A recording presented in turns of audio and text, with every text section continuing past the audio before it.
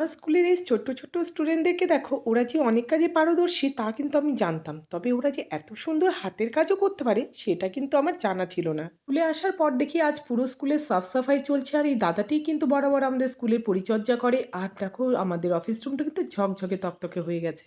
একটু বেলা বাড়তে বাচ্চারা সব আসতে শুরু করে দিয়েছে, আর দেখো প্রত্যেকের হাতে কি সুন্দর সুন্দর হাতের কাজ। আমি তো দেখে একদম ফিদা হয়ে গেছি। লোভ সামলাতে না পেরে আমি তো একদম ওদের কাছ থেকে হাতের কাজগুলো নিয়ে আগে চটপট ভিডিও করে নিলাম, কারণ তোমাদের সঙ্গেও তো শেয়ার করতে হবে আমাদের এই খুদেগুলোর সুন্দর সুন্দর হাতের কাজ। ওদের আমি জিজ্ঞেস করেছিলাম, তোরা সত্যি করে বলতো তোদের কে হেল্প করেছে এত সুন্দর হাতের কাজ করতে। ওরা কিন্তু অনেস্টলি উত্তরটা দিয়েছে যে মা বাবারা হেল্প করেছে। হ্যাঁ বন্ধুরা, তোমরাও কিন্তু জানিও ওদের এই হাতের কাজ তোমাদের কেমন লেগেছে। আমাদের অফিস ঘরের সামনে একটা বড় আম গাছ রয়েছে, আর তাতে গাছ পাকা আমে ভর্তি। একটু বাতাস দিতে সেগুলো টপ টপ করে পড়ছে, আর আমাদের বাচ্চারা সেগুলো কোচা ভরে কুড়িয়েও এনেছে। পরে জানতে পারি ওরা আমাকে দেবার জন্য আমগুলো কুড়িয়ে এনেছে। আর এগুলো শুধু আম না, ওদের ভালোবাসা।